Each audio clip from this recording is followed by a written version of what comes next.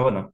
Entonces, hoy vamos a ver vamos a iniciar el tema de la Segunda Guerra Mundial. Ahí está. De 1939 a 1945.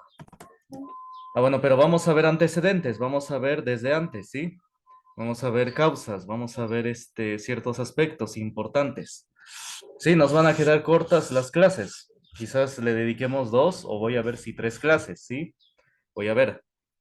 Pero sí, efectivamente, hay demasiado que discutir sobre la Segunda Guerra. Entonces, pues sí, hay demasiada información, hay demasiados eventos, demasiado análisis que se puede hacer. Vamos a ver algunos aspectos principales, ¿sí? Igual me gustaría que participen, porque muy seguramente habrán oído algo de un documental o de un video, etcétera, ¿no? Entonces sí, aquí me gustaría mucho que también participen, que aporten ideas, ¿no? Y aporten, información. Bueno, entonces vamos a iniciar. Bueno, la clase pasada nos habíamos quedado en el fin de la Primera Guerra Mundial. Y y a ver, ¿se acuerdan? ¿Cuál fue el tratado que puso fin a la Primera Guerra Mundial? A ver, ¿se acuerdan? ¿Cómo se llamaba ese tratado? El tratado donde firmaron la paz. A ver, díganme cómo se llamaba.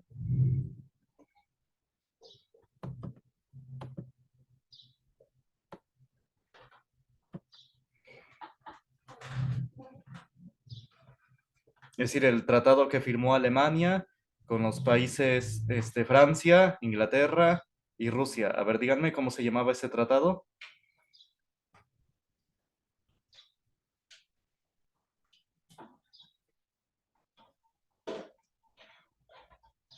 Bueno, era el Tratado de Versalles, ¿sí? El Tratado de Versalles. Bueno, entonces, con el Tratado de Versalles habíamos visto, ¿no? Que Alemania había sido sumida en una humillación total.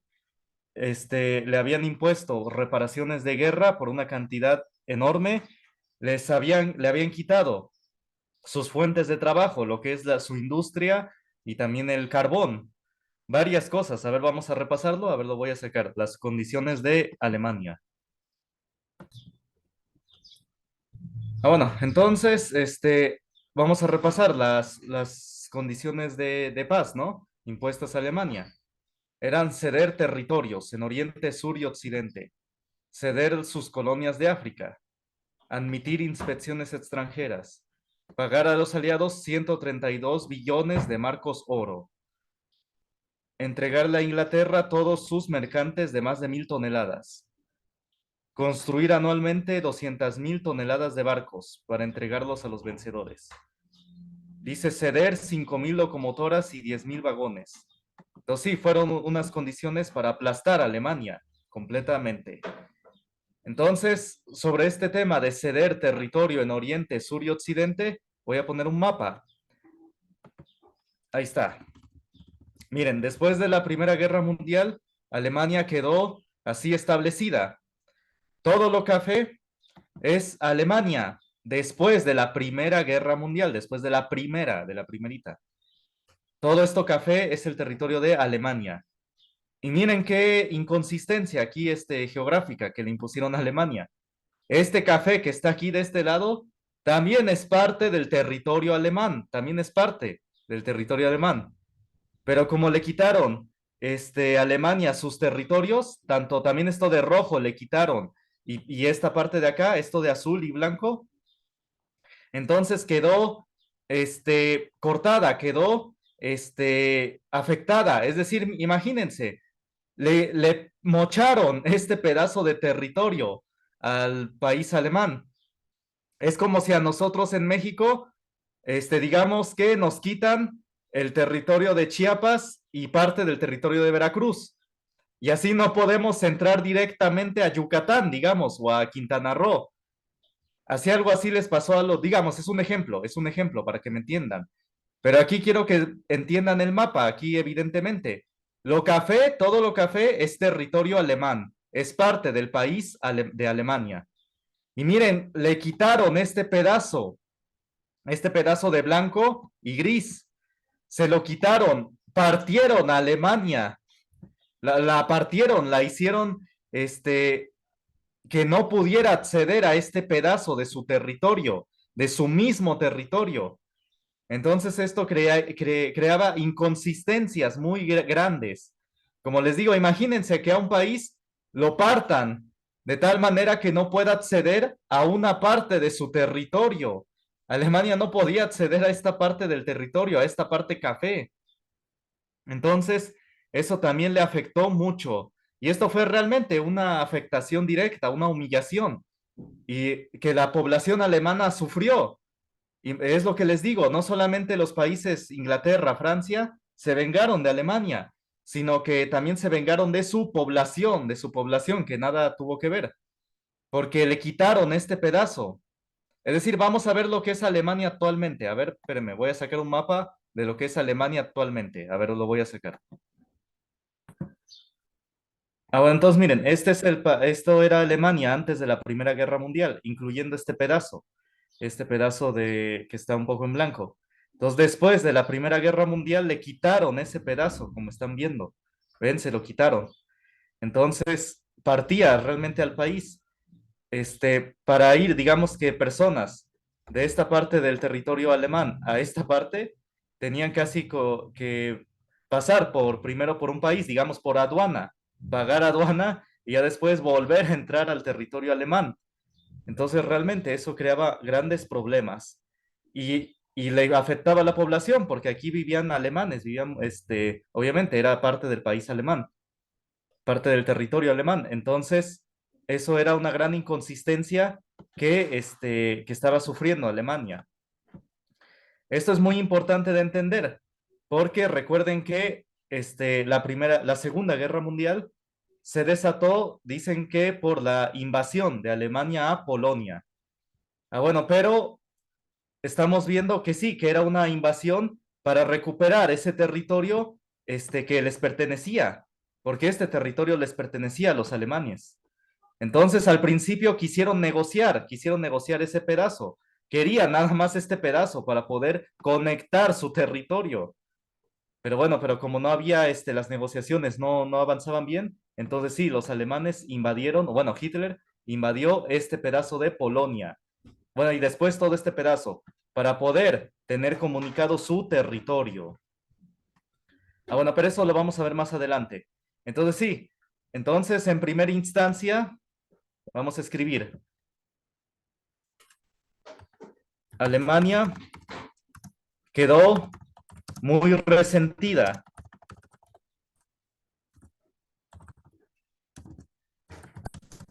por las condiciones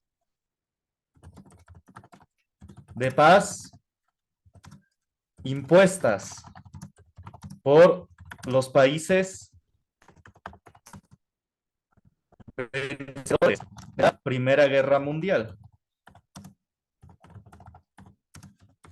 Ahí está, quedó muy humillada, muy resentida. Como estamos viendo, su territorio fue partido, sus industrias quedaron secuestradas por los países vencedores y estaban obligados a pagar reparaciones de guerra por una cantidad increíblemente grande. A ver, copien.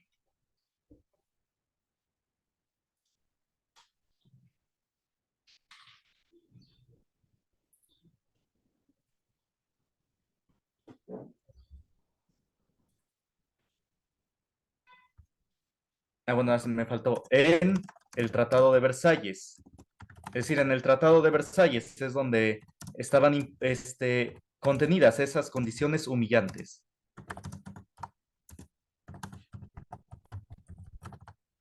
Ahí está. A ver, copienle.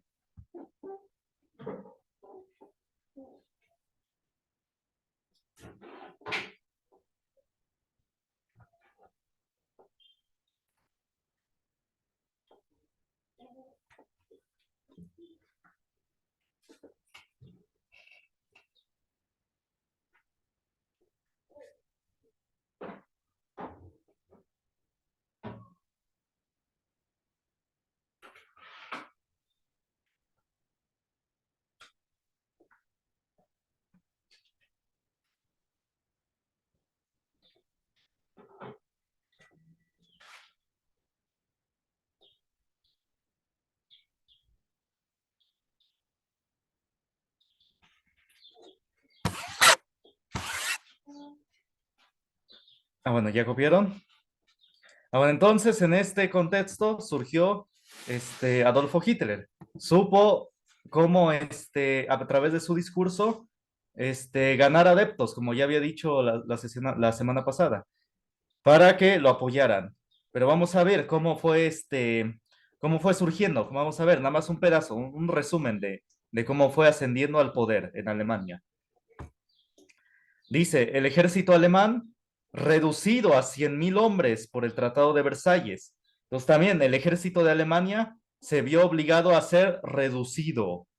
Entonces sí, fue una completa, eh, pues sí, condiciones completamente para eliminar a Alemania, para evitar que volviera a levantarse. Entonces Hitler, en principio, para ganar adeptos, él decía que iba a tratar a eliminar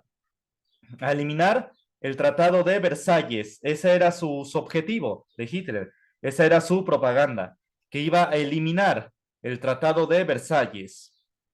Entonces, porque todo el pueblo alemán sentía las condiciones de ese tratado. No le gustaba al pueblo alemán ese tratado. Se sentía obviamente demasiado oprimido por parte de las potencias extranjeras. Entonces, sí, Adolfo Hitler, esa era como su promesa de campaña, eliminar el Tratado de Versalles. Bueno, entonces el ejército alemán veía con creciente inquietud cómo proliferaba el marxismo.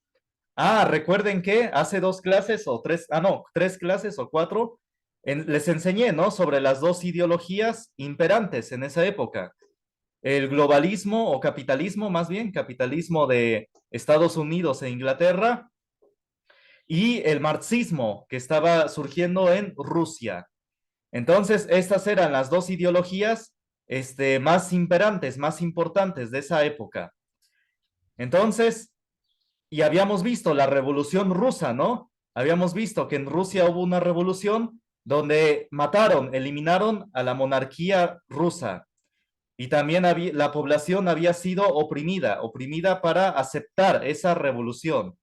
Les había enseñado, ¿no? Sobre el Holodomor, este genocidio que fue hecho contra la población rusa. Entonces, el ejército alemán, al ver que toda esta opresión que vivía la población rusa por parte de la ideología marxista, bueno, de los revolucionarios marxistas, veían con creciente preocupación. Les preocupaba que esa ideología llegara a Alemania, porque ya estaban proliferando revolucionarios marxistas en Alemania. Entonces no querían que esa hambruna, toda esa sangre que se había derramado en Rusia por la revolución marxista, no querían que llegara a Alemania. Esto fue en los años 20, ¿eh? En los años 20. Bueno, entonces dice, aunque los militares no podían actuar en política, algunos jefes militares se esforzaban cuando menos por mantenerse al tanto de los planes de las organizaciones izquierdistas, es decir, marxistas. Era natural para ellos que, como soldados, se habían formado en el culto a la patria. Es decir, que la patria es primero, ¿no? Es lo que efectivamente nos enseñan en la primaria y sobre todo les enseñan en el ejército. El culto a la patria, de la bandera y de la propia nacionalidad. Entonces son principios que debemos todos tener bien firmes. Y sobre todo esto estaba en el ejército alemán, y sí, en todos los ejércitos debe estar muy bien claro, muy bien cimentado. Pero estos ideales de dar la vida por el país, por la patria, dice, resultarán particularmente repugnantes a las doctrinas izquierdistas, que consideraban a la patria como un mito y la internacionalización del proletariado como la muerte del ideal nacionalista. Es decir, se los expliqué hace 3 semanas o 4 semanas, que para el marxismo, quiere borrar lo que es los estados-nación, es decir, quiere borrar lo que es el país, las fronteras, ¿sí? Para el marxismo no existen las fronteras y quiere borrarlas. Entonces, por eso para el marxismo no le conviene un culto a la patria, un orgullo a la bandera nacional. Entonces los intereses del ejército alemán y del marxismo estaban contrapuestos, eran contrarios. Dice acá, tanto era así que muchos militares fueron voluntarios en 1919 a combatir a los bolcheviques en Letonia y Lituania, es decir, a los revolucionarios marxistas, esos son los bolcheviques. Entonces, sí, no querían esa ideología en Alemania, después de la Primera Guerra, justo después, porque ya después de la Primera Guerra, esa ideología marxista estaba metiéndose, estaba proliferando, creciendo en los países de Europa, en Alemania, también en España estaba creciendo mucho, al grado de que surgió también una guerra civil en el 1939. Bueno, eso no lo vamos a ver, pero sí, esta ideología marxista estaba creciendo demasiado en los países, tanto que estaba provocando revoluciones en los países o guerras civiles, como en España, como en Alemania y también en Italia también. Entonces sí, estaba proliferando mucho y era de preocupación para los ejércitos o para para personas y para algunos gobernantes. Bueno, dice hasta que las potencias aliadas hicieron presión sobre Alemania para que prohibiera esas actividades. Bueno, entonces al principio también Inglaterra y Francia no querían esa ideología marxista. Francia obviamente no la quería porque amenazaba al gobierno en turno, al presidente que estaba entonces. Inglaterra, de por sí, a Inglaterra era por tradición capitalista, entonces por tradición no simpatizaba con esos ideales marxistas. Entonces sí, porque recuerden, se los dije la semana pasada, hace 3 semanas, Inglaterra era capitalista, así que se contraponía un poco al marxismo, un poco, ¿eh? Pero a veces no son tan contrarios. Bueno, pero al menos después de la Primera Guerra Mundial no permitieron que proliferara en algunos países, también le frenaron. Bueno, entonces aquí surgió en este ambiente de ideologías, tanto marxistas que venían de Rusia como capitalistas que venían de Inglaterra y Francia, entonces aquí surgió Adolfo Hitler.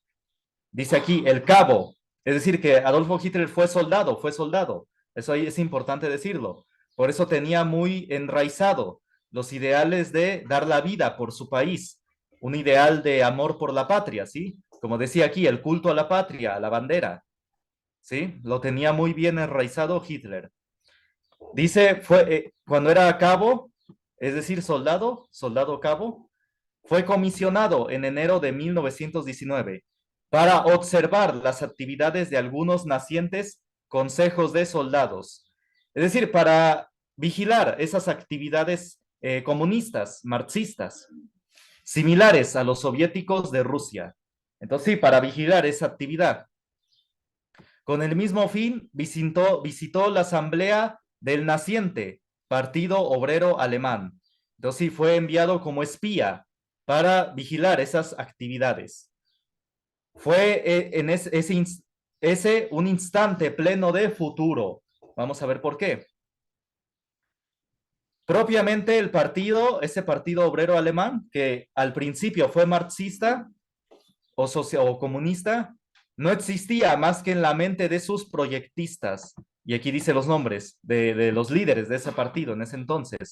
Harrer y Antonio Drexler. Una escania y heterogénea concurrencia escuchaba sus planes. Entre los oradores, es decir, entre los que hablaban al principio, figuraban un profesor que abogaba por la desmembración de Alemania, de acuerdo con las ideas que había propagado Kurt Eichner, consistente en que Baviera debía desligarse de Prusia. Entonces, al oír esto de que Alemania debía desmembrarse, Hitler saltó.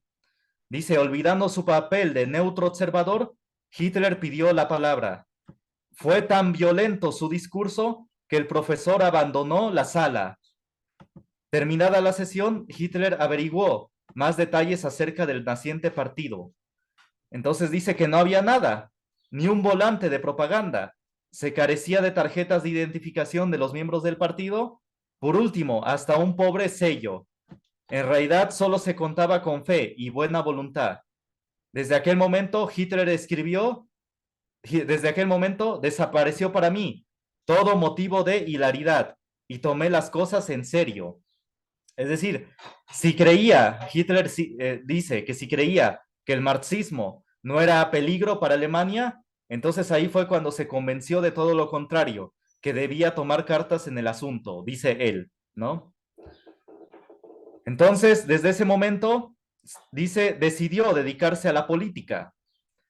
Hitler alentaba la idea de formar un partido y decía que era más fácil forjar algo nuevo que rectificar lo existente. Accedió a ingresar al Partido Obrero Alemán como miembro número 7. Eran muy poquitos. De acuerdo con sus 6 compañeros, procedió a redactar invitaciones a máquina para buscar nuevos adeptos. Bueno, uno diría que Hitler simpatizaba con el comunismo o el marxismo porque se unió al Partido Obrero Alemán. Pero no, no fue así. Él hizo nuevo al partido, lo volvió acorde a sus ideales, los ideales que vamos a ver más adelante. A ver, aquí están sus ideales, sus puntos. Ya después con su discurso, Hitler tenía una capacidad de discurso, una capacidad de convencer a la gente de ese entonces. Como les digo, manifestando que no estaba de acuerdo con el Tratado de Versalles y que iba a buscar destruirlo, ¿no? Destruir esas condiciones humillantes para Alemania. Bueno, entonces sus ideales no tenían nada que ver con el marxismo ni el capitalismo. Era algo nuevo que él inventó. Era algo distinto al capitalismo y al marxismo. Era algo distinto a la izquierda y a la derecha. Como les dije, ¿no? Ustedes oirán de que hay partidos de izquierda y partidos de derecha. Pero Hitler creó algo nuevo, algo distinto a esas dos, algo distinto a la izquierda y a la derecha. Entonces, estos son algunos puntos de los que él, ¿cómo se dice? Estaba exponiendo, ¿no? Los principios del partido. Dice, no existe más que una doctrina política, la de nacionalidad y patria. Tenemos que asegurar la existencia y el incremento de nuestra raza y de nuestro pueblo, para que nuestro pueblo cumpla la misión que el Supremo Creador le tiene reservada. Miren, algo parecido a la independencia de Estados Unidos, ¿no? Recuerden que lo vimos. Espero que pongan atención y que no vean, y miren, todo lo que yo les enseño, miren, mi enfoque en estas clases es, ¿cómo se dice? Es ver cómo se relacionan las ideas, ¿cómo se dice? Los proyectos que han tenido éxito. En el caso de Estados Unidos también tenían esa idea. Espero que se acuerden cuando vimos la independencia de Estados Unidos. Tenían muy firme esa idea de nacionalidad y de patria. Y decían ellos, ¿no? En la independencia de Estados Unidos, el creador, ¿cómo decía? La divina providencia nos va a ayudar en este proyecto. Eso decían, ¿no? En la independencia de Estados Unidos. Entonces, algo así parecido, decía Hitler y sus simpatizantes. Dice, para que nuestro pueblo cumpla la misión que el Supremo Creador le tiene reservada. Entonces, sí, esa idea de tener a Dios enfrente siempre les ayudaba a la gente a simpatizar con un ideal, ¿no? Con un partido. En el caso de Estados Unidos, les ayudó a que los apoyaran, a los independentistas, la gente. Y en este caso, a los alemanes, el pueblo alemán, que apoyaran a Hitler. Ya sea que fuera religioso o no, que fuera cierto o no, pero al menos esa idea de tener a Dios enfrente les ayudó siempre a que la gente los apoyara. Porque la gente tiene esa necesidad de una deidad, de una divinidad, de que una divinidad los apoya, ¿no? Entonces sí, es algo que es importante en la gente, en el pueblo. Bueno, ya después Hitler quizás se desvió, ¿no? De esos, de no sé, de la misericordia de Dios, no sé, pero al menos al principio le ayudó a que la gente lo apoyara. Sí le ayudó para que ganara simpatizantes. Bueno, y sí, sigue diciendo varios puntos en que la gente estaba en desacuerdo. Y lo de siempre, ¿no? Que él iba a apoyar al pueblo. Dice, el Estado es el recipiente, el pueblo es el contenido. El Estado tiene su razón de ser solo cuando abarca y protege el contenido, es decir, que protege al pueblo. El Estado no es un fin en sí mismo.